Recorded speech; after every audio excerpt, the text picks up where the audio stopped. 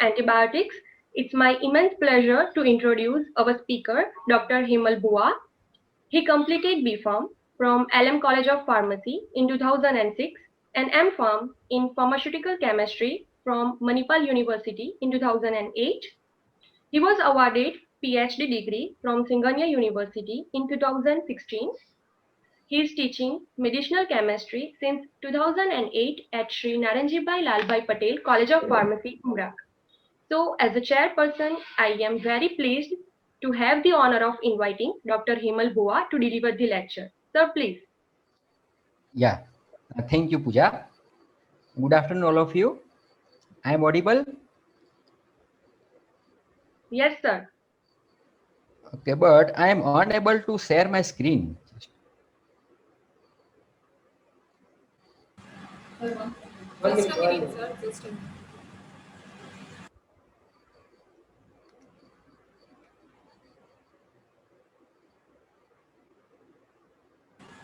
You can share it now. Host disabled, participant screen sharing. Message is come like Have that. it try now. No, it's not.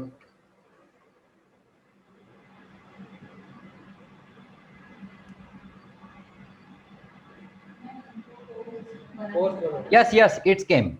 Okay, good. You can carry. Yeah.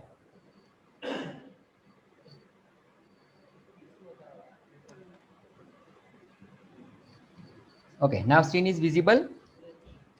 My laptop screen came. Yes, you can. Yes, it is visible. Okay, thank you everyone.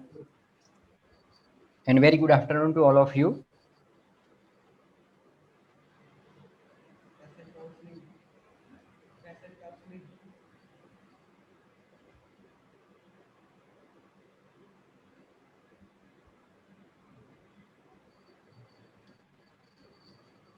Okay, so today I am going to discuss a use of antibiotics, that is patient counseling. Means antibiotics क्या होती है, हम कब use कर सकते हैं, कैसे use करना चाहिए, पूरा इन्फॉर्मेशन आज हम डिस्कस करेंगे जो हम पेशेंट को काउंसिल कर सके उसके रिगार्डिंग। तो सबसे पहले थोड़ा बेसिक से मैं स्टार्ट करना चाहूँगा। वी आर नेवर अलोन, हम कभी भी अकेले है ही नहीं। Living with human microbiota means हम ऑलरेडी माइक्रो ऑर्गेनिज्म के साथ ही जीते आए हैं। Means during our birth and first year of life, जब हमारा बर्थ होता है एंड जब तक हम फर्स्ट ईयर के हो जाते हैं, 1 ईयर के, तब से माइक्रो ऑर्गेनिज्म हम एक्वायर कर लेते हैं, तब से हमारे साथ माइक्रो ऑर्गेनिज्म होते हैं and they live with us throughout our lives. जब तक हम जीते हैं तब तक वो हमारे साथ ही रहते हैं। उसमें से कुछ माइक्रो ऑर्गेनिजम्स जो है bacteria or disease causing pathogens. कुछ माइक्रो ऑर्गेनिजम्स उसमें से डिसीज प्रोड्यूस करते हैं हमारी बॉडी में। बाकी मोस्ट ऑफ द बैक्टीरियाज जो होते हैं वो हमको हेल्पफुल होते हैं। तो ये एंटीबायोटिक जानने से पहले ये जानना बहुत ज़रूरी है कि ये माइक्रो ऑर्गेनिजम्स हमारी बॉडी में रहते ही है ऑलरेडी। उसमें से कुछ डिसीज कोजिंग होते हैं जिसको हम पैथोजेंस बोलते हैं। बाकी मोस्ट ऑफ द बैक्टीरियाज जो होते हैं वो हमें हेल्पफुल होते हैं। Now there is a relationship between bacteria and human body that is called as symbiotic relationship, that is closed and long-term biological interaction between two different biological organisms. एक human body है और एक bacteria है, ये दोनों अलग अलग different biological organism बोल सकते हैं। जैसे हम यूकैरियोटिक सेल्स है, बैक्टीरिया जो है वो प्रोकैरियोटिक सेल्स है। तो ये दोनों ऑर्गेनिज्म के बीच में एक close and long term biological interaction होता है, उसको बोलते हैं symbiotic relationship. Now this symbiotic relationship may be of commensalistic. ये टाइप्स है सिम्बायोटिक रिलेशनशिप, कितने टाइप की आ सकती है। तो पहली एक टाइप ये हो सकती है कमेंसालिस्टिक टाइप, दूसरी एक टाइप हो सकती है म्यूचुअलिस्टिक एंड थर्ड टाइप हो सकती है पैरासाइटिक। तो थोड़ा ब्रीफली हम 1 बाय 1 देख लेते हैं ताकि हमें आइडिया है आगे एंटीबायोटिक डिस्कस करने में। तो पहले देखते हैं commensalistic relationship, that is a type of symbiotic. तो कमेंसालिस्टिक रिलेशनशिप में क्या होता है, bacteria get benefited from human. ये जो बैक्टीरिया हमारी बॉडी के अंदर रहते हैं, तो हमारी बॉडी में से वो सब न्यूट्रिएंट्स लेते हैं और बैक्टीरिया उससे बेनिफिट होते हैं, जैसे कि commonly found on the skin, in the respiratory tract and the GI tract. ये कमेंसाइस्टिक टाइप के जो बैक्टीरिया होते हैं वो हमारे बॉडी में मोस्टली कहाँ प्रेजेंट होते हैं, स्किन में, रेस्पिरेटरी ट्रैक में एंड जीआई ट्रैक में प्रेजेंट होते हैं। एंड ह्यूमन के ऊपर वो ना तो कुछ बेनिफिशियल इफेक्ट छोड़ेंगे ना तो कुछ हार्मफुल इफेक्ट छोड़ेंगे। तो human body neither benefited nor harmed. Now let us see the second type of symbiotic relationship, that is mutualistic. Mutualistic में नाम से ही पता चलता है mutualism means there is a mutual understanding between the two organisms. So human body and bacteria both are benefited from each other. Like bacteria helps in digestion, vitamin production, waste processing, and in producing immune response to pathogenic bacteria. हमें body में हम जो food लेते हैं उसको digest करने में ये बैक्टीरिया हमें हेल्प करते हैं, विटामिन को प्रोड्यूस करने में हेल्प करते हैं, वेस्ट प्रोसेसिंग जो वेस्ट को हम स्टूल और फिशिस के फॉर्म में जो एक्सक्रीट करते हैं उसमें हेल्प करते हैं, एंड पैथोजेनिक बैक्टीरिया के अकॉर्डिंग हमें फाइट करने में हेल्प करते हैं, हमारी इम्यून रिस्पॉन्स जो है उसको बढ़ाने में ये हमारे हेल्पफुल बैक्टीरिया जो है वो काम आते हैं हमें। Now let us see the third type of symbiotic relationship, that is parasitic. Parasitic means bacteria get benefited from the human at the cost of harmful effect on the human body. वो human के ऊपर harmful effect छोड़ेंगे। Okay तो ये हो गया parasitic means ये one कमेंसालिस्टिक type का ही रिलेशनशिप है, लेकिन इसमें वो ह्यूमन बॉडी के ऊपर हार्मफुल इफेक्ट छोड़ेंगे, तो इसको बोल सकते हैं पैरासाइटिक। जैसे कि bacteria produce toxins and interfere with humans immune response. ये इस टाइप के जो बैक्टीरिया होते हैं ह्यूमन बॉडी के अंदर टॉक्सिन्स प्रोड्यूस करते हैं एंड हमारी जो इम्यूनिटी है उसमें इंटरफियर करते हैं।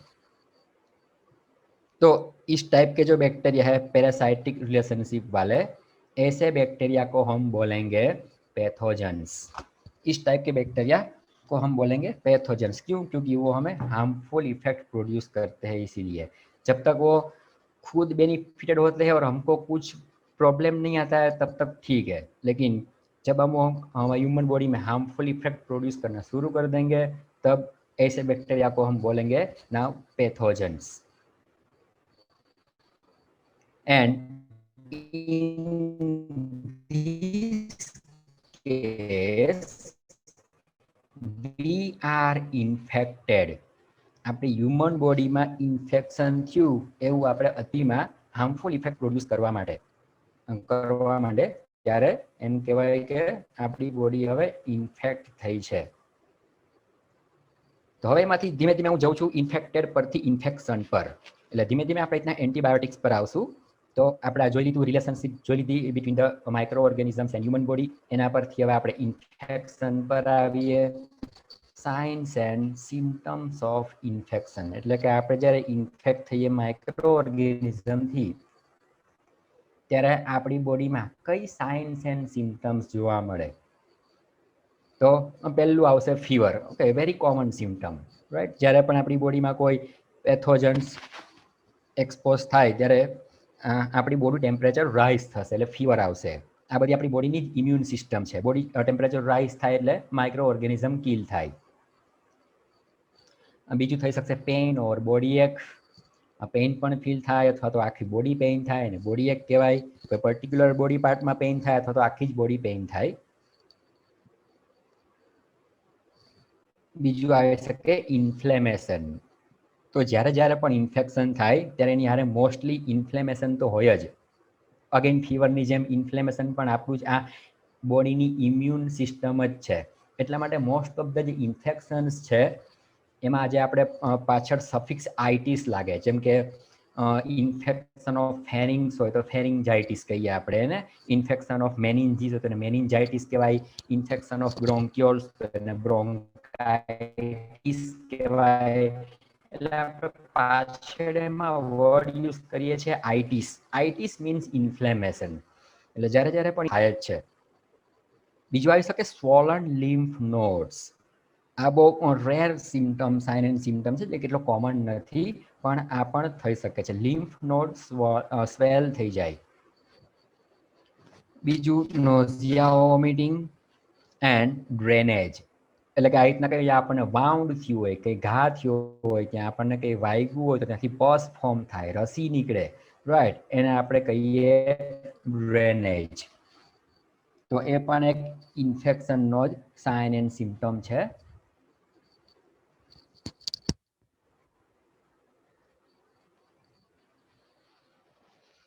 And these signs and symptoms are of infection, and this infection may be due to either bacteria, virus, fungi or parasite. એટલે ઇન્ફેક્શન કેટલી ટાઈપના હોઈ શકે?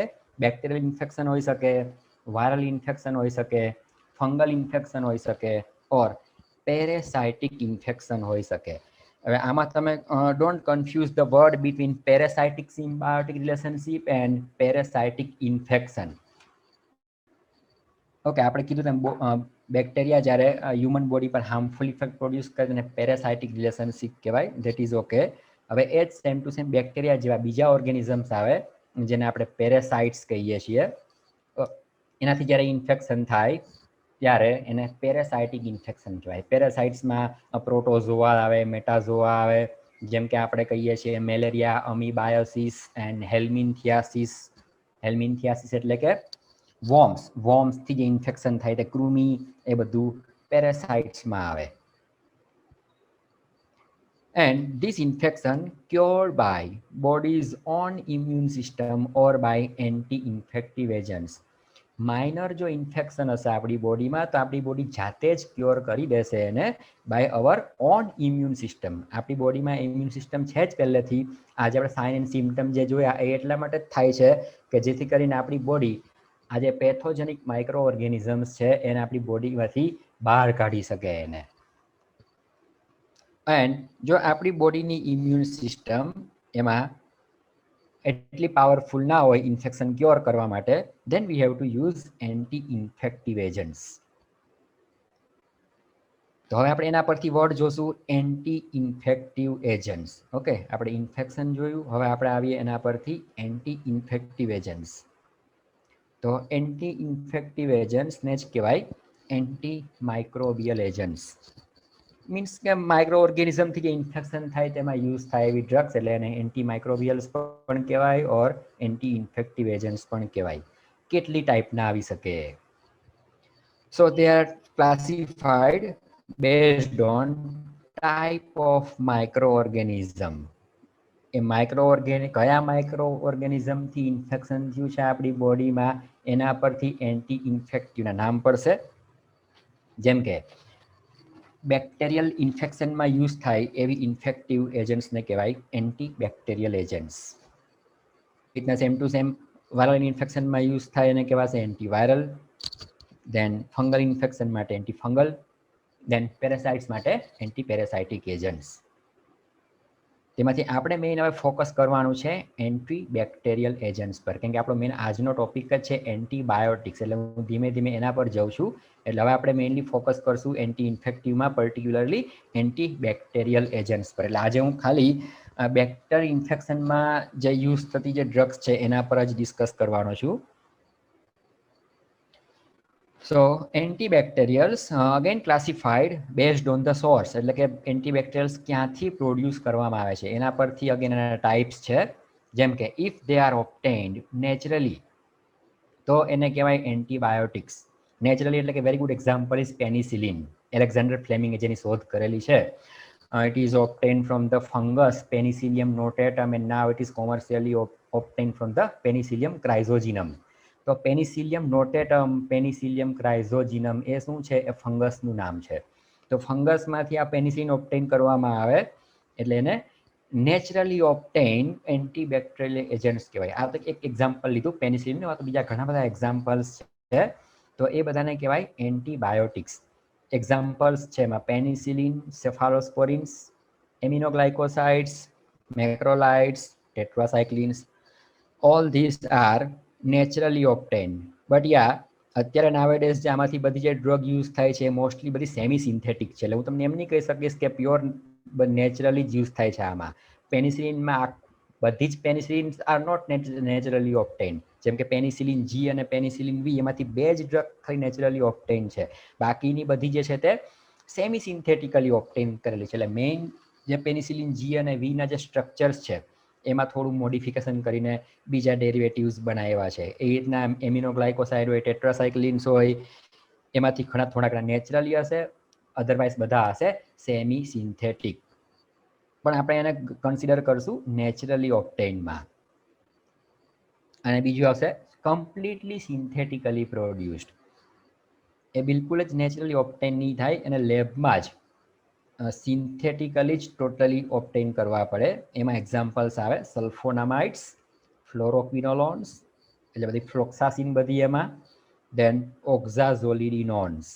તો આટલા જે એન્ટીબેક્ટેરિયલ્સ છે એ સિન્થેટિકલી પ્રોડ્યુસ થાય છે.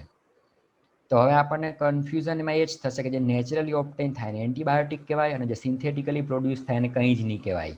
ઓકે, બટ હવે અત્યારે સિનારીઓ એવો છે, નેચરલી ઓબ્ટેઇન થતા હોય કે સિન્થેટિકલી હોય, બંનેને જ આપણે કોમનલી કહીએ છીએ એઝ એ એન્ટીબાયોટિક્સ તરીકે. ઓકે, એટલે મેં તમને આ બરાબર હવે એન્ટીબાયોટિકનો મિનિંગ સમજાવી દીધો તમને. ટ્રુ સેન્સમાં એન્ટીબાયોટિક કોને કહેવાય, તો ખાલી નેચરલી ઓબ્ટેઇન થાય એને જ, રાઈટ. બટ નાવેડેઝ આ એન્ટીબાયોટિક વર્ડ આખો કોમન થઈ ગયો છે. એન્ટીબાયોટિક એટલે એમાં સિન્થેટિકલી પ્રોડ્યુસ પણ આવી જ જાય. ઇન શોર્ટ, એન્ટીબાયોટિક્સ એટલે આપણે એમ સમજી લઈશું કે એન્ટીબેક્ટેરિયલ્સ એ પછી નેચરલી ઓબ્ટેઇન થતા હોય કે સિન્થેટિકલી ઓબ્ટેઇન થતા હોય, એને આપણે કન્સિડર કરશું એઝ એ આપણે બોલીએ છીએ રૂટીનમાં antibiotics.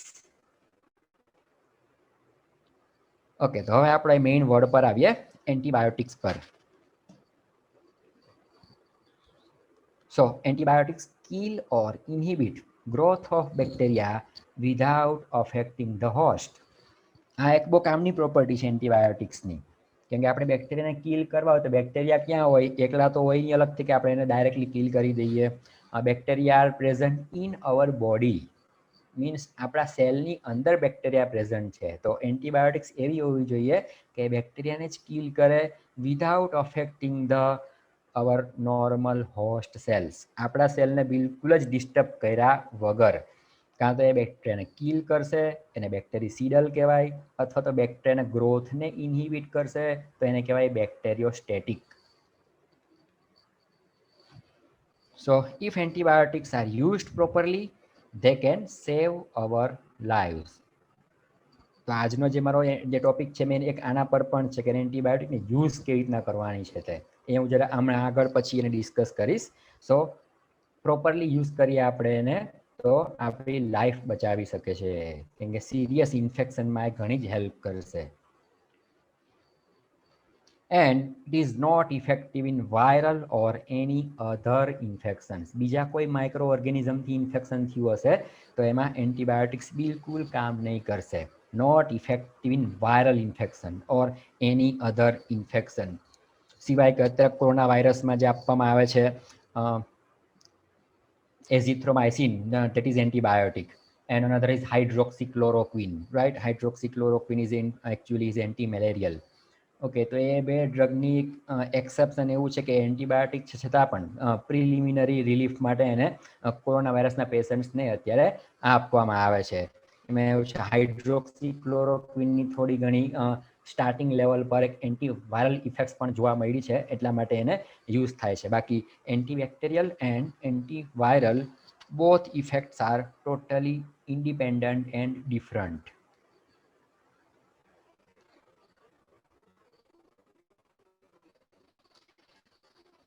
So, how antibiotics selectively target bacteria? Okay, એટલે આપણે ક્વેશ્ચન હવે એ જ થશે કે આપણે હોસ્ટ સેલને બિલકુલ ડિસ્ટર્બ કર્યા વગર એન્ટીબાયોટિક્સ સિલેક્ટિવલી બેક્ટેરિયાને કેવી રીતના કિલ કરશે, કેવી રીતના ટાર્ગેટ કરશે. તો જોઈએ આપણે.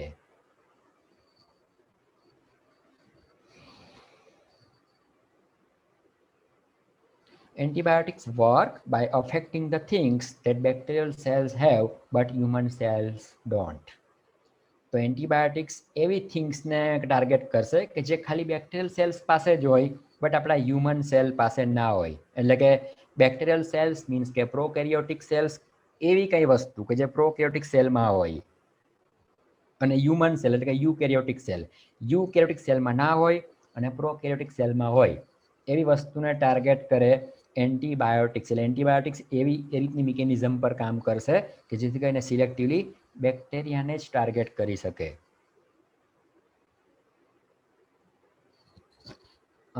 એક્ઝામ્પલ જોઈએ આપણે. Bacteria synthesise folic acid while human cells used preformed. આ એક ડિફરન્સ છે બેક્ટેરિયા અને આપણા વચ્ચે. બેક્ટેરિયા ફોલિક એસિડ જાતે સિન્થેસાઇઝ કરવું પડે છે, જ્યારે આપણે તૈયાર રેડીમેડ ફોલિક એસિડ યુઝ કરીએ છીએ ડાયટના ફોર્મમાં ઓર ટેબ્લેટના ફોર્મમાં. તો ફોલિક એસિડનું સિન્થેસિસ એ એક ટાર્ગેટ થઈ ગયું એન્ટીબાયોટિક માટે. તેના પર કામ કરશે સલ્ફોનામાઇડ્સ. આ જે સલ્ફોનામાઇડ્સ એન્ટીબાયોટિક્સ છે એ બેક્ટેરિયલ ફોલિક એસિડ સિન્થેસિસને ઇન્હિબિટ કરે છે. એટલે આ રીઝનથી તે હ્યુમન સેલ પર બિલકુલ પણ હાર્મફુલ ઇફેક્ટ કરશે નહીં. બીજું છે bacteria have different messenger ribosomal RNA than human ribosomal RNA. જેમ કે બેક્ટેરિયામાં જે રિબોઝોમલ આરએનએ છે એના 40S and 60S sub units હોય છે, જ્યારે હ્યુમન રિબોઝોમલ આરએનએના હું ઉલટું બોલી ગયો. બેક્ટેરિયામાં 30S and 50S sub units હોય છે રિબોઝોમના, જ્યારે હ્યુમનમાં 40S and 60S હોય છે રિબોઝોમલ આરએનએના. તો આ સબ યુનિટ્સ અલગ હોય એ રીઝનથી એન્ટીબાયોટિક્સ બેક્ટેરિયામાં જ આ આરએનએને ઇન્હિબિટ કરશે અને હ્યુમનના આરએનએને ઇન્હિબિટ નહીં કરશે. તો આરએનએનો મેઇન રોલ શું છે? રિબોઝોમલ આરએનએ ક્યાં કામ આવશે આપણને? તો રિબોઝોમલ આરએનએનો મેઇન યુઝ છે ફોર ધ ટ્રાન્સલેશન પ્રોસેસ. એટલે કે જ્યારે પ્રોટીન સિન્થેસિસ થતું હોય ત્યારે રિબોઝોમલ આરએનએ કામ પર લાગે છે. તો એવી કઈ ડ્રગ્સ કે જે બેક્ટેરિયામાં જ આ ટ્રાન્સલેશન પ્રોસેસ ઇન્હિબિટ કરશે? tetracyclines, aminoglycosides, macrolides, chloramphenicol, oxazolidinones. They inhibit the bacterial ribosomal RNA and thus inhibit bacterial protein synthesis. એટલે આ બધી જે ગ્રુપ છે આખું એન્ટીબાયોટિક્સનું એ પ્રોટીન સિન્થેસિસ ઇન્હિબિટ કરશે. તો આ ટાઈપની જે ડ્રગ્સ છે એને કહેવાય બેક્ટેરિયોસ્ટેટિક ડ્રગ્સ. એ બેક્ટેરિયા પર કેવી ઇફેક્ટ પ્રોડ્યુસ કરશે? બેક્ટેરિયોસ્ટેટિક એટલે કે એ ગ્રોથ ઓર મલ્ટિપ્લિકેશન ઓફ જે બેક્ટેરિયા જે છે એને સ્ટેટિક કરી નાખશે. એટલે કે મલ્ટિપ્લિકેશન ગ્રોથ ઓફ બેક્ટેરિયાને ઇન્હિબિટ કરશે. બીજો ડિફરન્સ છે between the human and bacteria વચ્ચે. Bacteria have cell wall while human cell doesn't. બરાબર, બેક્ટેરિયામાં સેલ વોલ પ્રેઝન્ટ હોય છે, જ્યારે આપણા હ્યુમન સેલમાં સેલ વોલ પ્રેઝન્ટ હોતી નથી, ખાલી સેલ મેમ્બ્રેન જ હોય છે. તો સેલ વોલ પર ટાર્ગેટ કરશે. એમાં આવશે પેનિસિલિન્સ, સેફાલોસ્પોરિન્સ, કાર્બાપેનેમ્સ, મોનોબેક્ટમ્સ, એટલે કે in short all beta lactam antibiotics. આ જેટલા પણ નામ જે મેં બતાવ્યા છે એ બધા કઈ છે? તે all are beta lactam antibiotics. They inhibit the bacterial cell wall synthesis. બીજો ડિફરન્સ છે bacteria have different topoisomerase than human topoisomerase. આ એક એન્ઝાઇમ છે કે જેનો જરૂર પડે છે ડીએનએ રેપ્લિકેશન વખતે, કે જેમાં ડીએનએમાં કટ મૂકવો પડે, પાછું સીલિંગ કરવું પડે, બધું જ કટ એન્ડ જોઈનિંગ કરવાનું કામ કરે ટોપોઆઇસોમરેઝ એન્ઝાઇમ. તો હ્યુમનનો ટોપોઆઇસોમરેઝ એન્ઝાઇમ અને બેક્ટેરિયાનો ટોપોઆઇસોમરેઝ એન્ઝાઇમ બંને ડિફરન્ટ છે. તો ટોપોઆઇસોમરેઝ એન્ઝાઇમ પર વર્ક કરતી હોય છે વિનોલોન્સ એન્ડ ફ્લોરોક્વિનોલોન્સ, એટલે કે સિપ્રોફ્લોક્સાસિન, ઓફ્લોક્સાસિન, મોક્ઝિફ્લોક્સાસિન, ગેટિફ્લોક્સાસિન, બધી જ ફ્લોક્સાસિન્સ inhibit bacterial topoisomerase and thus inhibit bacterial DNA replication. અને આ જે બધી ક્લાસની જે ડ્રગ્સ છે એ ઇફેક્ટ આપશે બેક્ટેરિસિડલ ઇફેક્ટ, એટલે કે બેક્ટેરિયાને કિલ કરશે. બેક્ટેરિયા પર કિલિંગ ઇફેક્ટ આવશે એની. Now, when antibiotics are needed, હવે ખાસ વાત આવશે કે જેના પર આપણે પેશન્ટ કાઉન્સેલિંગ કરી શકીએ. અત્યાર સુધી જે જોયું તે બધું આપણા માટેનું હતું, રાઈટ? પણ આપણને આ બધું બેઝિક્સ ખબર હશે તો જ આપણે પેશન્ટને પ્રોપરલી કાઉન્સેલ કરી શકીએ. When antibiotics are needed, if we have signs and symptoms of infection. આપણે આગળની સ્લાઇડ પર જોયા, પ્રીવિયસ સ્લાઇડમાં, sign and symptoms of infection જો આપણી બોડીમાં કોઈ હોય, fever, inflammation, drainage, nausea, vomiting, swollen lymph nodes, like that. And infection પછી જો બેક્ટેરિયલ હોય એટલે નેક્સ્ટ સ્ટેપ શું આવે? ઇન્ફેક્શન તો છે પણ કન્ફર્મેશન ઓફ બેક્ટેરિયલ ઇન્ફેક્શન. એમાંથી ઇન્ફેક્શન બેક્ટેરિયાનું છે એ કન્ફર્મ કરવાનું છે પહેલા આપણે, બરાબર? Confirmation of bacterial infection. બીજું કોઈ ઇન્ફેક્શન હશે તો પછી એમાં એન્ટીબાયોટિક કામ નહીં કરશે. એટલે ઇન્ફેક્શનની સાઇન એન્ડ સિમ્ટમ્સ હોય અને એમાંથી બેક્ટેરિયલ ઇન્ફેક્શન કન્ફર્મ થાય તો પછી આપણે એન્ટીબાયોટિક્સની જરૂર પડે. But wait, many mild bacterial infections can also be cleared by our immune system without using antibiotics. મેં તમને કીધું ને આગળની સ્લાઇડમાં કે આપણી પોતાની બોડીની જે ઇમ્યુન સિસ્ટમ જે છે એ જ પહેલાં આ પેથોજેનિક બેક્ટેરિયાને આપણી બોડીમાંથી રિમૂવ કરવાની ટ્રાય કરશે. એટલે પહેલાં આપણે માઇનર ઇન્ફેક્શન જો હોય તો વેઇટ કરવો જોઈએ આપણે આપણી ઇમ્યુન સિસ્ટમ અને પેલા જાતે ફાઇટ કરવા દેવી જોઈએ. એ જો પછી પ્રોપરલી વર્ક કામ ના કરી શકે તો જ પછી આપણે એન્ટીબાયોટિક્સ પર જવું પડે.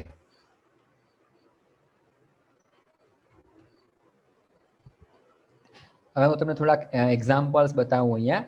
કોમન ઇલનેસ અને એનો કોઝ બેક્ટેરિયાથી થાય છે, વાયરસથી થાય છે કે પછી બેક્ટેરિયા ઓર વાયરસ બંનેથી થાય છે અને એમાં એન્ટીબાયોટિક્સની જરૂર છે કે નહીં. Are antibiotics needed? Okay, let us start. First example is strep throat. Throat infection છે આયરુઆ, સ્ટ્રેપ થ્રોટ કહેવાય આને. એટલે કે throat infection caused by streptococci bacteria.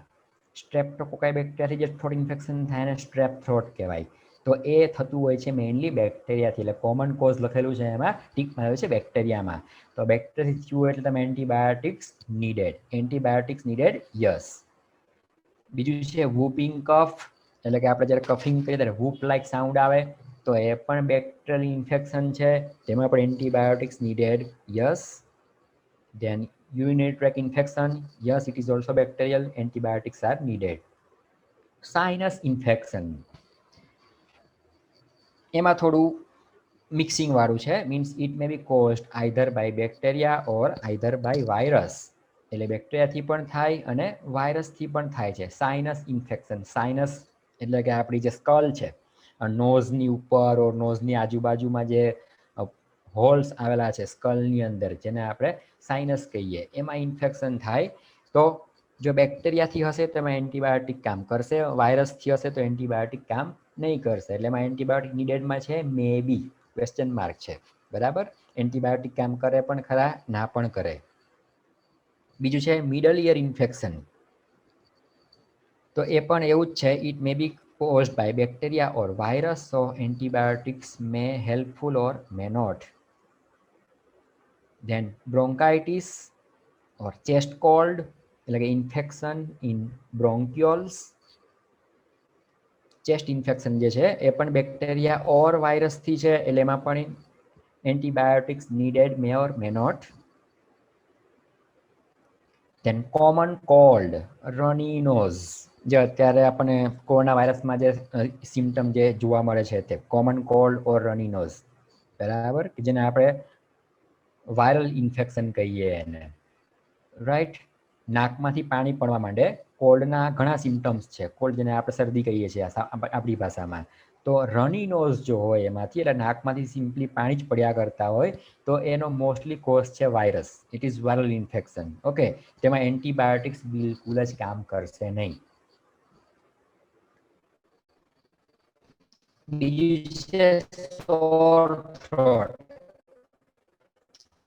આ અગેન થ્રોટ ઇન્ફેક્શન છે, પહેલા આપણે જોયું સ્ટ્રેપ થ્રોટ અને આ છે હવે સોર. નેક્સ્ટ સ્લાઇડમાં બંને વચ્ચે સિમ્પટમમાં શું ડિફરન્ટ ડાયગ્નોસ કરતી વખતે ખબર પડે કે ભાઈ સોર થ્રોટ છે કે સ્ટ્રેપ થ્રોટ છે. કેમ કે strep throat is bacterial while sore throat is viral. Sore throat is viral, it is viral, તો એમાં એન્ટીબાયોટિક બિલકુલ કામ કરશે નહીં. And last one is flu.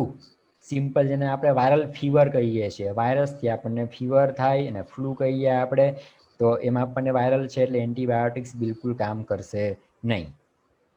Okay, now let us throat. એટલે લેફ્ટ સાઈડ પર બતાવ્યું છે sore throat, it is throat infection by virus, અને રાઈટ સાઈડ પર છે strep throat, that is throat infection by bacteria. તો એમ તો બંનેમાં જે બધા સિમ્ટમ્સ જેમાં બતાવ્યા છે, જે દેખાય છે ડાયગ્નોસિસ ઓલમોસ્ટ બેમાં સિમિલર જેવા જ છે, પણ બે વચ્ચે જે મેઇન ડિફરન્સ છે હું અહીંયા હાઇલાઇટ કરું છું. જેમ કે વ્હાઇટ સ્પોટ્સ.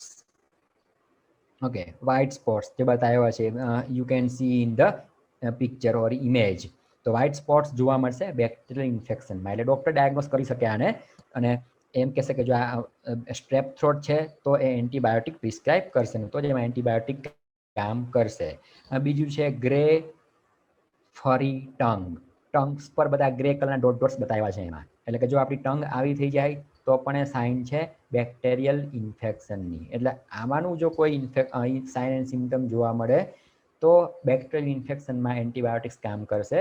અધરવાઇઝ જો વાયરલ હશે તો એમાં બિલકુલ જ એન્ટીબાયોટિક કામ નહીં કરશે. અને એનો બતાવેલું છે અહીંયા વાયરલ ઇન્ફેક્શનમાં શું કરી શકાય તે treat at home, gargle with simply salt water.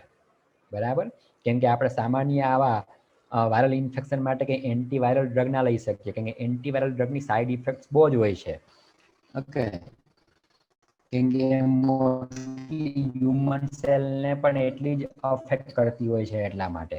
તો આવું જે કોલ્ડ છે, નોર્મલ ફ્લૂ છે, સોર થ્રોટ છે, એને આપણે જસ્ટ ખાલી આ રીતના સોલ્ટ વોટરથી ગાર્ગલિંગ કરીએ, ઘરે રેસ્ટ કરીએ, એનાથી જ ક્યોર થઈ જશે. કેમ કે અનનેસેસરી જો વાયરલ ઇન્ફેક્શન હશે થ્રોટમાં આપણે એન્ટીબાયોટિક લઈશું તો એન્ટીબાયોટિકમાં બિલકુલ જ કામ નહીં કરશે અને ઉલટાનું આપણી બોડીમાં રેઝિસ્ટન્સ પ્રોડ્યુસ કરશે. એ આપણે આગળ જોઈએ ટોપિક હમણાં રેઝિસ્ટન્સ વિશે પણ.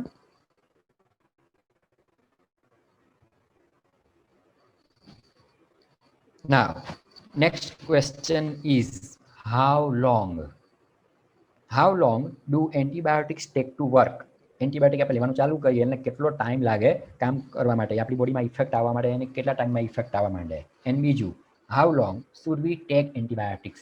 બહુ જ કામના ક્વેશ્ચન્સ છે આયરા, બરાબર, જે આપણે સમજવા પડશે તો જ આપણે પેશન્ટને સારી રીતના કાઉન્સેલ કરી શકશું. આ બહુ જ ઇમ્પોર્ટન્ટ વસ્તુ છે કે ક્યાં સુધી એન્ટીબાયોટિક લેવાની, એ બહુ જ ઇમ્પોર્ટન્ટ છે. So, antibiotics begin to work right after starting taking them. એને આપણે જેવી લેવાની ચાલુ કરશું એટલે ઇમિડિયેટલી એ પોતાની ઇફેક્ટ બતાવવાનું ચાલુ કરી જ દેશે, એમાં કંઈ બિલકુલ વાર લાગશે નહીં. But how quickly we get better upon taking them, પણ આપણે કેટલી જલ્દી સારા થઈ શકીએ છીએ લેવાથી એ વેરિયેબલ છે, and also depends on the type of infection being treated. આપણને કઈ ટાઈપનું ઇન્ફેક્શન થયું છે એના પર ડિપેન્ડ કરશે કે આપણે કેટલા જલ્દી એમાંથી સારા થશું. બટ એન્ટીબાયોટિક તો પોતાનું કામ કરવાનું ચાલુ કરી જ દેતું હોય છે. Even though feeling better after a few days of treatment, it's best to finish the entire antibiotic regimen in order to fully resolve the infection. આ બહુ જ કામનું સેન્ટેન્સ છે, આ બરાબર ધ્યાન આપજો તમે બધા આના પર, કેમ કે આપણે ઘણી વખત આમાં આ સેન્ટેન્સને ફોલો નથી કરતા અને પેશન્ટને પણ નથી કરાવતા. ઓકે, ટ્રીટમેન્ટ સ્ટાર્ટ કરીએ આપણે, આપણને સારું થવા માંડે એનો મતલબ એવો નહીં કે આપણે એન્ટીબાયોટિક લેવાની બંધ કરી દેવાની. It's always advisable to finish the entire course. બરાબર, એન્ટીબાયોટિક્સનો હંમેશા કોર્સ હોય, એવું નહીં કે 2-3 એન્ટીબાયોટિક લીધીને એમ કામ પૂરું થઈ ગયું ને બાકીને સાચવી રાખીએ ઘરમાં આપણે. બરાબર, એવું નહીં ચાલશે. જેટલી પણ આપણને ડૉક્ટરે કોર્સ આપેલો છે એ કમ્પ્લીટ કોર્સ પૂરો કરવો જ પડશે, તો જ ઇન્ફેક્શન ફૂલ્લી રિઝોલ્વ થશે. એવું એટલા માટે કે આપણને ઘણી વખત એવું ફીલ થાય કે 1 થી 2 દિવસ એન્ટીબાયોટિક લઈએ અને આપણને કમ્પ્લીટ સારું થઈ ગયું હોય, રાઈટ, પણ ડૉક્ટર આપણને આપી હોય 5 દિવસની, તો એ ક્વેશ્ચન છે કે 5 દિવસ લેવાની શું કામ? ઓકે, તો આપણને સારું થઈ ગયું છે, ધેટ મીન્સ કે એનો મતલબ એવો નથી કે બધા બેક્ટેરિયા, પેથોજેનિક બેક્ટેરિયા આપણી બોડીમાંથી કિલ થઈ ગયા છે. એ બેક્ટેરિયા ડોર્મન્ટ સ્ટેજમાં આપણી બોડીમાં એમને પડી રહેશે, કે જે આપણને બિલકુલ જ કંઈ ઇફેક્ટ પ્રોડ્યુસ નહીં કરશે. એટલે આપણને એવું લાગશે કે આપણે સારું થઈ ગયું છે, રાઈટ, અને આપણે એન્ટીબાયોટિક સ્ટોપ કરી દઈએ. તો એ જે ડોર્મન્ટ સ્ટેજમાં પડેલા bacteria after a few days or few months or few years ફરી પાછા રિલેપ્સ થશે, ફરી પાછા એક્ટિવ થશે, અને ત્યારે આપણે આ સેમ એન્ટીબાયોટિક પાછી જો લઈશું તો ત્યારે એ બેક્ટેરિયા એનાથી કિલ થશે નહીં. એટલે ત્યારે જે બેક્ટેરિયા છે તે રેઝિસ્ટન્ટ બની ગયા હશે આ એન્ટીબાયોટિક પ્રત્યે. એટલા માટે કોર્સ કમ્પ્લીટ કરવો બહુ જ ઇમ્પોર્ટન્ટ છે, ખાસ કરીને ટીબી જેવા ઇન્ફેક્શનમાં. ઓકે, કે જેમાં 8 to 9 months એન્ટીબાયોટિક્સ લેવી પડતી હોય છે. ભલે આપણને એક જ વીકમાં સારું થઈ જાય એન્ટીબાયોટિક લઈએ એટલે, પણ છતાં પણ 8 to 9 months એન્ટીબાયોટિક્સ લેવી પડે. શું કામ? તો કે ટ્યુબરક્યુલોસિસના જે માઇક્રો ઓર્ગેનિઝમ્સ છે, mycobacterium tuberculosis bacteria slow growing bacteria છે. એનો ગ્રોથ, એનું મલ્ટિપ્લિકેશન એકદમ સ્લો થાય. એટલે એકમાંથી 2 બેક્ટેરિયા બનતા એને ફોર એક્ઝામ્પલ 24 hours જેટલો ટાઈમ લાગે છે, 24 to 48 hours. ઓકે, તો જેટલા સ્લો ડિવાઈડ થાય એટલું જ એન્ટીબાયોટિકને કિલ કરવામાં વાર લાગે. એટલા માટે એનો ટ્રીટમેન્ટ જે રેજીમેન જે છે તે લોંગ ટર્મ છે. So this can also help prevent antibiotic resistance. એટલે આપણે કોર્સ કમ્પ્લીટ કરીએ તો રેઝિસ્ટન્સ આવવાના ચાન્સીસ ઓછા થઈ જશે. And doctor will decide the best length of the treatment and correct antibiotic type for the infection. એટલે ડૉક્ટર ડિસાઇડ કરે કે ભાઈ કેટલી લેન્થ ઓર કેટલો કોર્સનું ડ્યુરેશન હોવું જોઈએ.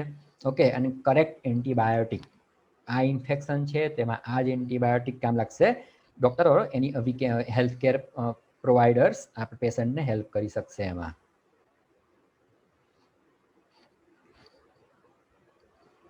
નાવ while taking antibiotics શું કરવું જોઈએ અને શું ના કરવું જોઈએ, do's and don'ts. Take only for bacterial infection. Okay, આજના ટોપિકની મેઇન જે સાર છે કહેવાનો તમારો આ જ છે, બેક્ટેરિયલ ઇન્ફેક્શન્સ હોય. Okay, don't use antibiotics for condition caused by virus such as common cold, flu, cough or sore throat. આપણને એવું લાગે કે આ બધા વાયરલ ઇન્ફેક્શનમાં આપણે એન્ટીબાયોટિક લઈશું તો થોડીક તો કામ કરશે, બટ નો, બિલકુલ જ કામ નથી કરતી. એમાં ઉલટાનું આપણી બોડીમાં રેઝિસ્ટન્સ પ્રોડ્યુસ કરી શકે છે. એન્ડ યસ, વાયરલ ઇન્ફેક્શનમાં જો આપણે એન્ટીબાયોટિક્સ લઈએ તો બીજી શું પ્રોબ્લેમ આવી શકે એ હું તમને જણાવું જરા અત્યારે. કેમ કે મેં તમને કીધું તેમ કે આપણી બોડીમાં બેક્ટેરિયા છે જ પહેલેથી, અને એમાંના મોટાભાગના બેક્ટેરિયા આપણને હેલ્પફુલ છે, રાઈટ, જેને આપણે બેક્ટેરિયલ ફ્લોરા કહીએ, કામના બેક્ટેરિયા આપણા માટે. તો આપણે એવું અનનેસેસરી જો એન્ટીબાયોટિક્સ લયા કરશું વાયરલ ઇન્ફેક્શનમાં તો વાયરસ તો કિલ નહીં જ થાય, બટ આજે આપણા કામના સારા બેક્ટેરિયા જે છે એ કિલ થઈ જશે. તો એના કારણે આપણી બોડીમાં જે બેક્ટેરિયાની જે બધી બેનિફિશિયલ ઇફેક્ટ જે આપણને મળે છે, ડાયજેશન, વિટામિન પ્રોડક્શન, વેસ્ટ પ્રોસેસિંગમાં જે હેલ્પ કરે છે, આપણી બોડીની ઇમ્યુન સિસ્ટમ વધારવામાં હેલ્પ કરે છે, કે જે આપણે બધી ખોઈ બેસશું એન્ટીબાયોટિક અનનેસેસરી લઈને. એટલે થશે એવું કે આપણે અનનેસેસરી એન્ટીબાયોટિક ખાઈને આપણે વધારે ઇન્ફેક્શનના પ્રોન થશું, આપણને વધારે ઇન્ફેક્શન થઈ શકે એનાથી. કેમ કે આપણે આપણી ઇમ્યુન સિસ્ટમ એનાથી સપ્રેસ કરી દેતા છીએ. એટલા માટે take as directed by health care provider. જેવું હેલ્થ કેર પ્રોવાઈડરે કીધું છે એ પ્રમાણે લેવી જોઈએ ને. જેમ કે wrong dose, skipping dose or taking it long bacterial resistance. Okay, dose જે કીધું છે એ પ્રમાણે લેવો જોઈએ. એટલે એન્ટીબાયોટિક્સ ક્યારેય પણ આપણે બીજા શેર ના કરી શકીએ, કેમ કે દરેકના ડોઝ અલગ અલગ હોઈ શકે. દેન સ્કીપિંગ ડોઝ, આપણે ક્યારેક વચ્ચે ડોઝ સ્કીપ કરી દીધો. Taking it longer or shorten, એટલે જરૂર છે એના કરતાં વધારે પડતી ટાઈમ સુધી એન્ટીબાયોટિક લઈએ તો પણ પ્રોબ્લેમ છે. કેમ કે એના માટે મેં કીધું તેમ કે અનનેસેસરી એન્ટીબાયોટિક લયા કરશું તો આપણા કામના બેક્ટેરિયા પણ કિલ થઈ જશે. અને બીજું શોર્ટર, જેટલો કોર્સ છે એના કરતાં શોર્ટ ટાઈમ લઈએ તો શું પ્રોબ્લેમ થશે, તો જે પેથોજેનિક બેક્ટેરિયા છે ડોર્મન્ટ સ્ટેજમાં પડી રહેશે આપણી બોડીમાં, અને જ્યારે પાછા રિલેપ્સ ઓર એક્ટિવ થશે ત્યારે એ એન્ટીબાયોટિકની સામે કામ નહીં આપશે, એટલે રેઝિસ્ટન્સ પ્રોડ્યુસ થશે. take the right antibiotic.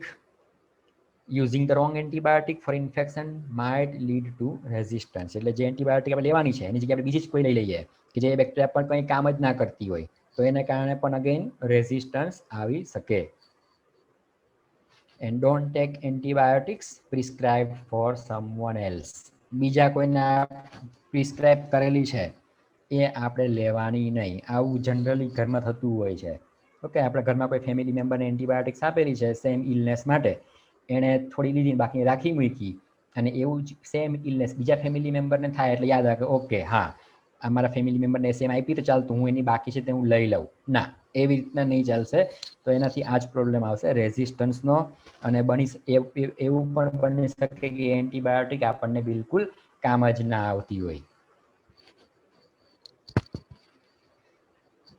And also don't take antibiotics left over from a previous treatment. આપણે આની આગળ કોઈ ટ્રીટમેન્ટ લીધેલી છે આપણે એન્ટીબાયોટિક્સ તેમાં જો કોઈ બચેલી હોય તો એ પણ ફરી પાછી આપણે લેવાની નહીં, કેમ કે નવો જ કોર્સ ફરી પાછો સ્ટાર્ટ કરવો પડે.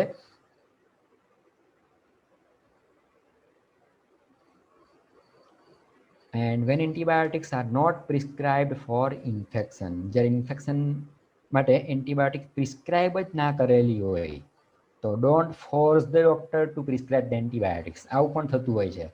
ઘણી વખત ડોક્ટર એમ કે આપણને કે ભાઈ તમને એન્ટીબાયોટિક જરૂર છે જ નહીં, વાયરલ ઇન્ફેક્શન છે, ઘરે 3-4 દિવસ આરામ કરજો, રેસ્ટ કરજો, પાણી વધારે પીજો એટલે સારું થઈ જશે. પણ ના, પેશન્ટ માને નહીં. એને એમ થાય કે આ ડૉક્ટર મને કંઈ મેડિસિન જ નહીં પ્રિસ્ક્રાઇબ કરી. તો આવું પણ થતું હોય છે કે પેશન્ટ ડૉક્ટરને ફોર્સ કરતા હોય છે કે અમને પ્રિસ્ક્રાઇબ કરો antibiotics. So don't do that. Unnecessarily using antibiotics won't give any beneficial effects but leads to side effects and bacterial resistance. Side effects પણ આવી શકે એની, અને એ બધી એન્ટીબાયોટિક્સ સાઇડ ઇફેક્ટ્સ છે તે બધી અલગ અલગ હોઈ શકે. એટલે અનનેસેસરી યુઝ કર્યા કરીએ તો પણ એનાથી આપણને કોઈ બેનિફિશિયલ ઇફેક્ટ્સ મળવાની છે નહીં. Ask your doctor or healthcare provider for tips on how to relieve symptoms and feel better. એટલે આ ઇન્ફેક્શનથી આપણે કઈ રીતના ક્યોર લાવી શકીએ, કઈ રીતના આપણને બેટર ફીલ થાય, કઈ રીતના સિમ્ટમમાંથી રિલીફ મેળવવાનું, એના માટે આપણે ડૉક્ટર હેલ્થકેર પ્રોવાઈડરની સલાહ લેવી જોઈએ. So there is a relationship between antibiotics, pathogens and human. Pathogens cause infection on human. બરાબર, આપણે જોયું જ છે. જસ્ટ ખાલી હું આને ખાલી સમરાઇઝ કરું છું હવે કે શું રિલેશન છે તે. And human produce immunity to pathogens. એટલે આપણી પોતાની જે ઇમ્યુન સિસ્ટમ છે એ પણ પેથોજનની સામે લડવાની ટ્રાય કરશે. એટલે આપણી હ્યુમન બોડી પેથોજન સામે ઇમ્યુનિટી બતાવશે. એ રીતના એન્ટીબાયોટિક્સ પેથોજન સામે શું બતાવશે તો કે ભાઈ એન્ટીબેક્ટેરિયલ ઇફેક્ટ.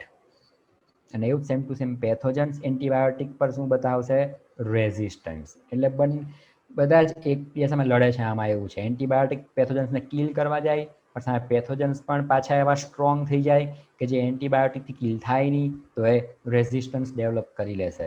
એટલે આ બધા પ્રોબ્લેમ્સ કે જેને આપણે સોલ્યુશન લાવવાનું છે. એન્ટીબાયોટિક્સ હ્યુમન પર શું કરે તો કે ભાઈ toxicity.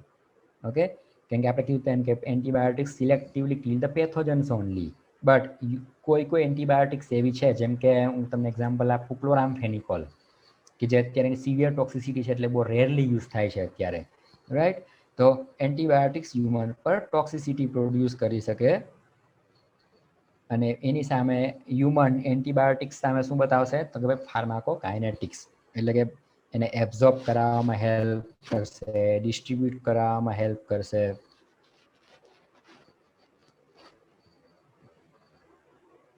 Now way of using antibiotics. કયા વેથી આપણે એન્ટીબાયોટિક યુઝ કરી શકીએ. એટલે હવે આપણો જે મેઇન ટોપિક છે તે લાસ્ટ મેચ છે યુઝ ઓફ એન્ટીબાયોટિક્સ. કયા વેથી યુઝ કરી શકાય. એક તો પહેલું છે એઝ એ પ્રોફાઇલેક્ટિક, બીજું આવશે as a empirical or probable therapy and third one is as definitive therapy. આપણે ત્રણ વન બાય વન જોઈ લઈએ. આપણે પહેલું જોઈ લઈએ એઝ એ પ્રોફાઇલેક્ટિક. પ્રોફાઇલેક્ટિક બધાને ખબર જ છે આપણને ઇન્ફેક્શન ના થાય એના માટે to be use to prevent infection that has not yet develop. હજી ઇન્ફેક્શન થયું જ નથી આપણને અને એને પ્રિવેન્ટ કરી શકે, ઇન્ફેક્શન ના થાય એના માટે. It should be limited to patients at high risk of developing an infection. તો કેવા પેશન્ટને આપણે પ્રોફાઇલેક્ટિક આપવી પડે? તો કે ભાઈ એવા પેશન્ટ્સ કે જેમાં ઇન્ફેક્શન ડેવલપ થવાના ચાન્સીસ બહુ જ વધારે હોય. તો એવા પેશન્ટ્સ કયા છે? ટેકિંગ ઇમ્યુનોસપ્રેસિવ થેરાપી, એટલે કે એવા પેશન્ટ્સ કે જે ઇમ્યુનોસપ્રેસિવ ડ્રગ લેતા હોય. એટલે નામ જ છે કે ભાઈ એના પરથી એની ઇમ્યુનિટી ડાઉન થઈ ગઈ હોય, એની ઇમ્યુનિટી ડાઉન થાય એટલે જાત જાતના ઇન્ફેક્શન થાય બધા. તો એવા પેશન્ટ્સને ઇન્ફેક્શન ના થાય એના માટે એઝ અ પ્રોફાઇલેક્ટિક આપી શકાય. બીજું કેન્સર હોય, એઇડ્સ પેશન્ટ્સ, એટલે કે એન્ટી કેન્સર ટ્રીટમેન્ટ ચાલતી હોય, ઓર એઇડ્સ પેશન્ટ્સ કે જેમાં ઇમ્યુનિટી ડાઉન થઈ ગઈ હોય તો એમને પણ પ્રોફાઇલેક્ટિક તરીકે એન્ટીબાયોટિક્સ લેવી જોઈએ. દેન હેવિંગ સર્જરી ઓર ડેન્ટલ પ્રોસિજર, રાઈટ, કોઈ ઓપરેશન થવાનું છે, સર્જરી થવાની છે, અથવા તો કોઈ ડેન્ટલ પ્રોસિજર હોય તેમાં ઇન્ફેક્શન ના થાય એના માટે પણ એન્ટીબાયોટિક્સ આર પ્રિસ્ક્રાઇબ્ડ. એક્ઝામ્પલ્સ જોઈએ. Cephalosporins before surgery to prevent staphylococcal infection. Staphylococci બેક્ટેરિયાથી ઇન્ફેક્શન ના થાય સર્જરી ટાઈમ પર ઓર આફ્ટર સર્જરી, એના માટે cephalosporins are given. Vancomycin may be given in case of cephalosporin allergy or resistance. એટલે કોઈ પેશન્ટને સેફાલોસ્પોરિનની એલર્જી હોય ઓર રેઝિસ્ટન્સ આવી જાય એમાં, તો next choice is vancomycin drug. Amoxicillin for dental procedure, આ તો મોસ્ટ ઓફ ધ બધાને ખબર જ હશે કે ડેન્ટિસ્ટ લોકો મોસ્ટલી આ પ્રિસ્ક્રાઇબ કરે છે to prevent the germ infection, amoxicillin. Sulfamethoxazole plus trimethoprim, એટલે આ બેનું કોમ્બિનેશન છે જેને આપણે કોમનલી કહીએ છીએ cotrimoxazole, to prevent pneumocystis carinii pneumonia. એટલે કે ન્યુમોસિસ્ટિસ કારીની બેક્ટેરિયાથી જો ન્યુમોનિયા થયું હોય in patients on cyclosporine and prednisone after liver transplantation. એટલે કે જે પેશન્ટમાં લીવર ટ્રાન્સપ્લાન્ટ કર્યું હોય તો એ પેશન્ટમાં શું હોય, જ્યારે પણ ઓર્ગન ટ્રાન્સપ્લાન્ટેશન કરીએ એટલે આપણે ઇમ્યુનોસપ્રેસિવ થેરાપી પેશન્ટમાં આપવી જ પડે, નહીં તો એ પેલું જે બીજાનું જે ઓર્ગન છે આપણી બોડીમાં એક્સેપ્ટ નહીં કરે, આપણી ઇમ્યુનિટી એને એક્સેપ્ટ નહીં કરે એને. તો સાયક્લોસ્પોરિન ડ્રગ છે, પ્રેડનિઝોન ડ્રગ છે, આ બધી ઇમ્યુનોસપ્રેસિવ ડ્રગ છે. તો આ કેસમાં પણ આપણે પ્રોફાઇલેક્ટિક તરીકે એન્ટીબાયોટિક્સ આપવી પડે. Then azithromycin to prevent Mycobacterium avium complex infections in advanced AIDS patients. AIDS patientsમાં જનરલી આ જે છે માઇક્રોબેક્ટેરિયમ એવિયમ કોમ્પ્લેક્સ એ બેક્ટેરિયાથી ઇન્ફેક્શન થવાના ચાન્સીસ બહુ જ વધારે હોય છે, એટલે એમાં એઝિથ્રોમાઇસિન્સ જનરલી હેલ્પ થશે એઝ અ પ્રોફાઇલેક્ટિક તરીકે. હવે આપણે નેક્સ્ટ જોઈએ as a empirical or probable therapy. When to be given, નામ છે એનું પ્રોબેબલ, એટલે કે પ્રોબેબલી હજુ એક્ઝેક્ટ ખબર ના હોય ત્યારે એન્ટીબાયોટિક યુઝ કરવાની, એને એમ્પિરિકલ થેરાપી કહેવાય ઓર પ્રોબેબલ થેરાપી કહેવાય. તો એને ક્યારે આપી શકાય? Patients having infections with unknown micro organisms. એટલે જ્યારે આપણને ઇન્ફેક્શન તો થયું છે બેક્ટેરિયાથી જ, પણ કયા બેક્ટેરિયાથી થયું છે એ ખબર નથી આપણને, રાઈટ? તો એ કેસમાં આ રીતના એમ્પિરિકલ થેરાપી આપવામાં આવે. While waiting for the culture report and antimicrobial susceptibility data. એટલે જનરલી આપણને કોઈ ઇન્ફેક્શન થાય એટલે આપણે શું કરીએ, બહુ તેનું કલ્ચર ટેસ્ટ કરાવીએ, એટલે આપણને ખબર પડે કે કયા માઇક્રો ઓર્ગેનિઝમથી આપણને ઇન્ફેક્શન થયું છે. અને બીજું એન્ટી માઇક્રોબિયલ સસેપ્ટિબિલિટી ડાટા, એટલે કે એ ટેસ્ટ કરવામાં આવે કે જેમાં આપણી બોડીમાં જે બેક્ટેરિયાથી ઇન્ફેક્શન થયું છે એની સામે કઈ કઈ એન્ટીબાયોટિક સેન્સિટિવ છે, કઈ કઈ એન્ટીબાયોટિક કામ કરશે એનો પણ રિપોર્ટ લેબોરેટરીમાંથી મગાવવામાં આવે. તો આ રિપોર્ટનો જ્યારે આપણે વેઇટ કરતા હોય ત્યાં સુધીમાં શું કરવાનું, તો ત્યાં સુધીમાં આ રીતના આ એમ્પિરિકલ પ્રોબેબલ થેરાપી સ્ટાર્ટ કરી શકાય પેશન્ટમાં. In situations where facilities for doing this test, એટલે આ બધી ટેસ્ટ કરવાની ફેસિલિટીઝ એડવાઇઝેબલ ના હોય, અથવા તો ડિફિકલ્ટ હોય, અથવા તો એક્સપેન્સિવ હોય, અથવા તો ઇમ્પ્રેક્ટિકલ હોય. એટલે આ બધું જ્યારે પોસિબલ ના હોય આ બધી લેબોરેટરીમાં ટેસ્ટ કરાવવાની, તો ત્યારે પણ empirical therapy should be given. Vote two be given, કઈ એન્ટીબાયોટિક આપવાની એમાં પ્રોબેબલ થેરાપીમાં? તો હવે આપણને આમાં માઇક્રો ઓર્ગેનિઝમ ખબર જ નથી કે ભાઈ કયા માઇક્રો ઓર્ગેનિઝમથી ઇન્ફેક્શન થયું છે, તો એમાં આપણે આપવાના broad spectrum antibiotics. Okay, antibiotics બે ટાઈપ્સના આવે, broad spectrum, narrow spectrum. Broad spectrum એટલે કે મલ્ટિપલ ટાઈપના બેક્ટેરિયાને કિલ કરી શકે, ગ્રામ પોઝિટિવ, ગ્રામ નેગેટિવ, કોકાઈ, બેસિલાઈ, એરોબ્સ, એનારોબ્સ, બધી જ ટાઈપના બેક્ટેરિયાને કવર કરી લે એવી એન્ટીબાયોટિક્સને કહેવાય broad spectrum antibiotics, with an intent to cover multiple possible pathogens commonly associated with specific clinical syndrome. એટલે એમાંથી કોઈક તો બેક્ટેરિયા કામ લાગી જાય એવા ઇન્ટેન્શનથી આપણે બ્રોડ સ્પેક્ટ્રમ આપવા પડે. જેમ કે એક્ઝામ્પલ જોઈએ આપણે, levofloxacin, it is a broad spectrum antibiotic, it is macrolide antibiotic, sorry, it is fluoroquinolone, initiated for probable community acquired pneumonia. જો અહીંયા ખાસ વર્ડ યુઝ કર્યો છે ઇનિશિએટેડ, એટલે કે સૌથી પહેલા લિવોફ્લોક્સાસિનથી ટ્રીટમેન્ટ સ્ટાર્ટ કરવાની, ઇનિશિએટેડ ફોર પ્રોબેબલ એટલે કે પ્રોબેબલી હોઈ શકે કોમ્યુનિટી એક્વાયર્ડ ન્યુમોનિયા, એટલે ન્યુમોનિયા આપણને ક્યાંથી થયો હોય, કોમ્યુનિટીમાંથી, સોસાયટીમાંથી, બીજા પેશન્ટ્સમાંથી, પીપલ્સમાંથી. તો ત્યાં લિવોફ્લોક્સાસિનને પહેલાં સ્ટાર્ટ કરી દેવાની. પછી vancomycin, tobramycin and meropenem, initiated for probable hospital acquired pneumonia, એટલે કે હોસ્પિટલાઇઝ પેશન્ટ્સમાંથી આપણને ન્યુમોનિયા થાય તેમાં ઇનિશિએટ કરી શકાય. દેન પાઇપ્રાસિલિન, ટાઝોબેક્ટમ, એટલે કે આ બે કોમ્બિનેશન યુઝ થાય છે. પાઇપ્રાસિલિન બીટાલેક્ટમ એન્ટીબાયોટિક છે અને ટાઝોબેક્ટમ બીટાલેક્ટમેઝ ઇન્હિબિટર છે. એને જનરલી એને કોમ્બિનેશનમાં આપવામાં આવે to prevent the resistance. It is initiated for bound infection probable by enterococcus faecalis. Bound infection જો આ બેક્ટેરિયાથી હોય તો એમાં આ ઇનિશિએટ કરી શકાય. એટલે આ બધું પ્રોબેબલ છે, હજુ ધારણા છે, આ બધી બિલકુલ ખબર નથી કે આ જ બેક્ટેરિયાથી થયું હશે એમ.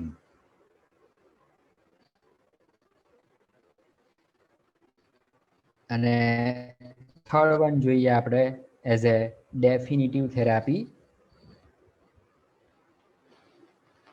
ખબર જ પડી જશે એમાં કે ભાઈ આ માઇક્રો ઓર્ગેનિઝમ છે એમ, એટલે કે when to be given upon identification of pathogens along with antimicrobial susceptibility data, એટલે કે લેબમાંથી આ રિપોર્ટ આપણને જો મળી જાય કે ભાઈ કયા પેથોજનથી ઇન્ફેક્શન થયું છે અને એમાં કયો એન્ટીમાઇક્રોબિયલ એજન્ટ કામ કરશે, તો ત્યારે ઇમ્પિરિકલ થેરાપીમાંથી શિફ્ટ થઈ જવાનું ડેફિનિટિવ થેરાપીમાં. એટલે આપણે પહેલાં ઇમ્પિરિકલ થેરાપી સ્ટાર્ટ કરી જોઈએ પહેલેથી આપણે, અને એના પછી જેવું આપણને રિપોર્ટ આવી જાય એટલે ડેફિનિટિવ થેરાપીમાં શિફ્ટ થઈ જવાનું. What to be given? Narrow spectrum antibiotics to be used. હવે જ્યારે આપણને માઇક્રો ઓર્ગેનિઝમ ખબર જ પડી ગઈ છે કે ભાઈ આ જ માઇક્રો ઓર્ગેનિઝમથી ઇન્ફેક્શન થયું છે, તો એમાં આપણે સ્પેક્ટ્રમ નેરો કરી નાખવો જોઈએ, નેરો સ્પેક્ટ્રમ એન્ટીબાયોટિક યુઝ કરવા જોઈએ. શું કામ નેરો કરવા જોઈએ એમને આગળ બતાવું તમને. વાય? કોઈને એવું લાગે કે ભાઈ બ્રોડ સ્પેક્ટ્રમ તો વધારે સારા, નેરો સ્પેક્ટ્રમ પર શું કામ જવાનું, વધારે બેક્ટેરિયા કોસ થતા હોય તો વધારે સારું.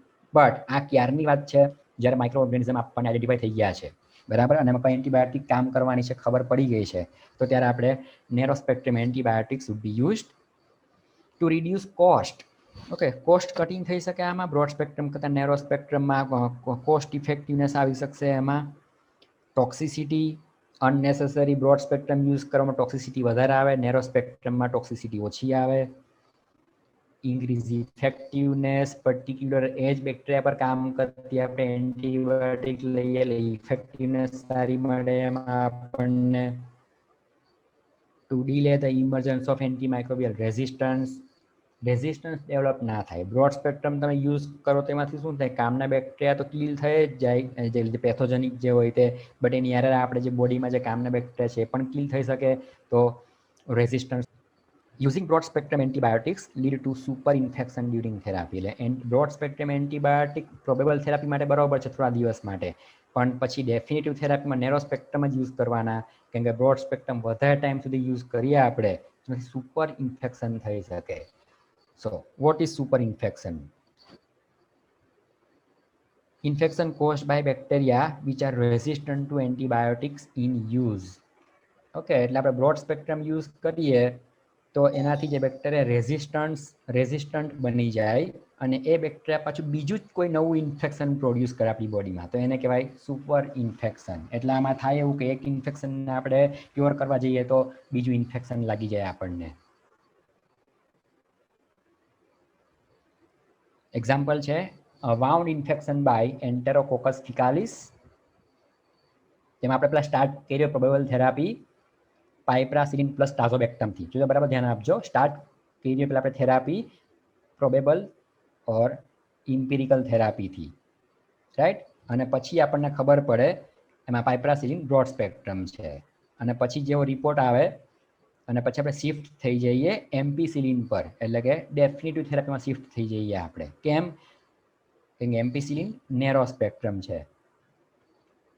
અને આ જે એન્ટેરોકોકસ ફિકાલિસ જે છે એ સસેપ્ટિબલ ટુ બોથ ધ એન્ટીબાયોટિક્સ, પાઇપ્રાસિલિન પર પણ ઇફેક્ટિવ છે, અને પાઇપ્રાસિલિન સામે પણ સેન્સિટિવ છે અને એમ્પિસિલિન સામે પણ સેન્સિટિવ છે.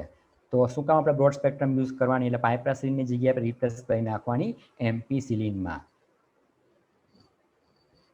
બીજું છે યુટીઆઈ બાય ક્લેપ્સિયેલા ન્યુમોની, એટલે કે યુરિનરી ટ્રેક ઇન્ફેક્શન થાય ક્લેપ્સિયેલા ન્યુમોનીથી. તેમાં સ્ટાર્ટ કર્યું પહેલાં આપણે ઇમ્પિરિકલ થેરાપી સેફટ્રાયાઝોનથી, એટલે કે સેફાલોસ્પોરિન ડ્રગથી. તે ક્લેપ્સિયેલા ન્યુમોની જે છે એ પછી આપણને ખબર પડે કે આ ડ્રગ સામે તો રેઝિસ્ટન્ટ છે. રિપોર્ટ આવે પછી ખબર પડે કે ભાઈ સેફટ્રાયાઝોન તો એમાં ઇફેક્ટિવ જ નથી, તો પછી એમાં શિફ્ટ થઈ જવું પડે ડેફિનેટિવ થેરાપીમાં, કે જેમાં આપવાનું સિપ્રોફ્લોક્સાસિન. પછી છે hospital acquired pneumonia by methicillin resistant staphylococcus aureus. એમાં આપણે સ્ટાર્ટ કર્યું હોય પહેલાં વેન્કોમાઇસિન, સિપ્રોફ્લોક્સાસિન, ઇમિપેનેમ, સિલાસ્ટેટિનથી. અને પછી ખબર પડે કે સ્ટેફિલોકોકસ ઓરિયસ જે છે તે વેન્કોમાઇસિન પર સસેપ્ટિબલ છે, બાકીની બધી એન્ટીબાયોટિકનું કંઈ જ કામ નથી. એટલે આમાં મલ્ટિપલ એન્ટીબાયોટિક આપણે પહેલાં આપી છે પેશન્ટ્સને, અને પછી ખબર પડે કે એક જ બેક્ટેરિયામાં ઇફેક્ટિવ છે, તો પછી એને શિફ્ટ થઈ જવાનું ખાલી વેન્કોમાઇસિન પર. તો આ થઈ ગયું ડેફિનેટિવ therapy.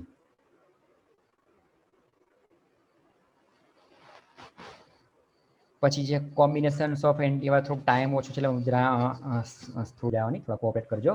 Way of using એન્ટીબાયોટિક્સમાં combination, એટલે કે એન્ટીબાયોટિક્સનું કોમ્બિનેશન ક્યારે યુઝ કરી શકાય, તો કે ઇમ્પિરિકલ થેરાપીમાં આપણે જોયું છે હમણાં. ઇમ્પિરિકલ થેરાપીમાં એન્ટીબાયોટિક કોમ્બિનેશન આપી શકાય ક્યારે, કે જ્યારે એન્ટી માઇક્રોબિયલ સસેપ્ટિબિલિટી અનનોન હોય. In certain infections by bacteria that rapidly develop resistance to single antibiotic, જેમ કે ફોર એક્ઝામ્પલ ઇઝ ટીબી. ટ્યુબરક્યુલોસિસમાં જનરલી એક એન્ટીબાયોટિકથી ઇન્ફેક્શન ક્યારેય પણ ક્યોર ના થાય, કેમ કે એમાં રેપિડલી એક એન્ટીબાયોટિકમાં બેક્ટેરિયા રેઝિસ્ટન્સ ડેવલપ કરી લે, તો ત્યારે હંમેશા કોમ્બિનેશન્સ ઓફ એન્ટીબાયોટિક્સ આપવું પડે. In polymicrobial infections, where each type of bacteria is susceptible to different antibiotic. પોલીમાઇક્રોબિયલ એટલે કે જ્યારે ઇન્ફેક્શન એક કરતાં વધારે બેક્ટેરિયાથી થયું હોય એને કહેવાય પોલીમાઇક્રોબિયલ ઇન્ફેક્શન. તેમાં દરેક બેક્ટેરિયા પાછા અલગ અલગ એન્ટીબાયોટિક સામે સસેપ્ટિબલ હોય, તો ત્યારે આપણે મલ્ટિપલ એન્ટીબાયોટિક્સ આપવા પડે. બીજું છે મલ્ટી ડ્રગ રેઝિસ્ટન્સ, એટલે કે જ્યારે એક કરતાં વધારે ડ્રગનું રેઝિસ્ટન્સ ડેવલપ થઈ ગયું હોય. Very good example is MRSA, methicillin resistant staphylococcus ઓરિયસ.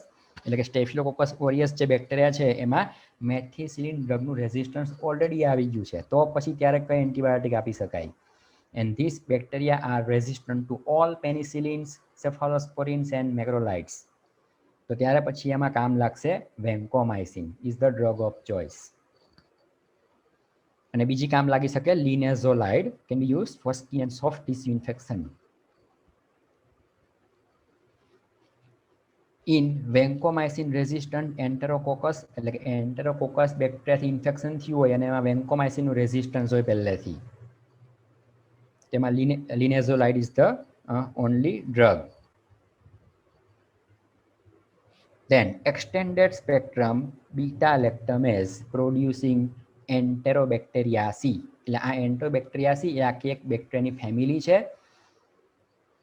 કે જે બીટા લેક્ટમેઝ એન્ઝાઇમ પ્રોડ્યુસ કરે અને એના થ્રુ એ રેઝિસ્ટન્સ ડેવલપ થઈ ગયું છે. એમાં બીટા લેક્ટમેઝ એટલે નામ જ છે, એન્ઝાઇમ છે જે બીટા લેક્ટમ એન્ટીબાયોટિકને ડિસ્ટ્રોય કરે છે. તો આ જે એન્ટરોબેક્ટેરિયાસી જે ફેમિલી છે it is resistant to third and fourth generation cephalosporins. જો વિચાર કરો, થર્ડ ફોર્થ જનરેશન સેફાલોસ્પોરિન્સમાં પણ રેઝિસ્ટન્સ આવી ગયું છે.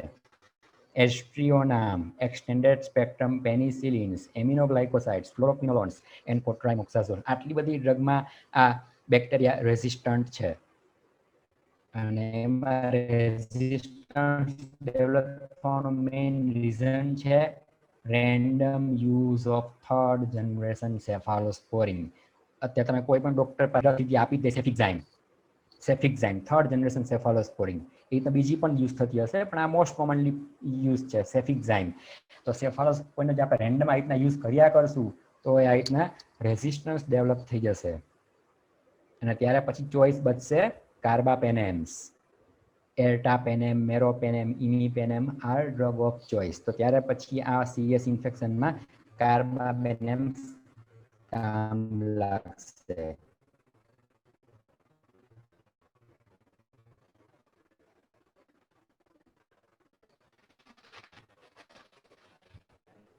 Then consideration of patient's factors, age, આપણે પ્રેગ્નન્સી ઓફ બ્રેસ્ટ ફીડિંગ છે કે નહીં, એક્ઝામ્પલ ટેટ્રાસાઇક્લિન, બરાબર, હમણાં પેલું ટેટ્રાસાઇક્લિન એક્ઝામ્પલ આપ્યું એમાં હું એડ કરું તમને સમજાવવામાં. ટેટ્રાસાઇક્લિનમાં એ જ વાત કે ભાઈ આપણે ડેરી પ્રોડક્ટ્સ લઈએ અથવા તો એન્ટાસિડ્સ લઈએ કે જેમાં એલ્યુમિનિયમ મેગ્નેશિયમ હોય, અથવા તો હિમેટિનિક્સ લઈએ કે જેમાં ફેરસ આયન્સ હોય, ડેરી પ્રોડક્ટમાં કેલ્શિયમ હોય, તો આ બધા જ આયન્સને ટેટ્રાસાઇક્લિન કોમ્પ્લેક્સેશન ફોર્મ કરે અને એ કોમ્પ્લેક્સ ફોર્મ કરીને આપણે બોનને ટીથમાં ડિપોઝિટ થાય. તો જો બ્રેસ્ટ ફીડિંગ કરતી વુમન્સ જો હશે તો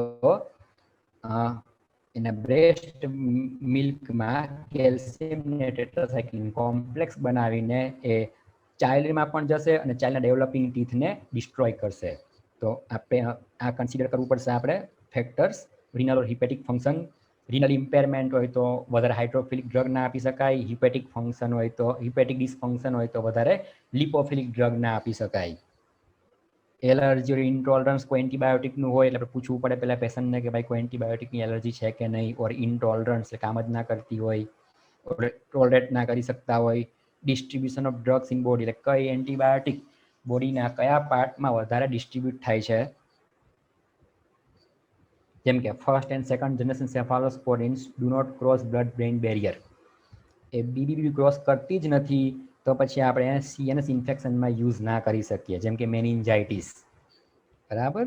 બીજું છે ફ્લોરોક્વિનોલોન્સ, એ વધારે ડિસ્ટ્રીબ્યુટ થાય છે પ્રોસ્ટેટ ગ્લેન્ડની અંદર, તો પછી it is more preferred for the prostatitis, એટલે કે ઇન્ફેક્શન ઓફ પ્રોસ્ટેટ ગ્લેન્ડ.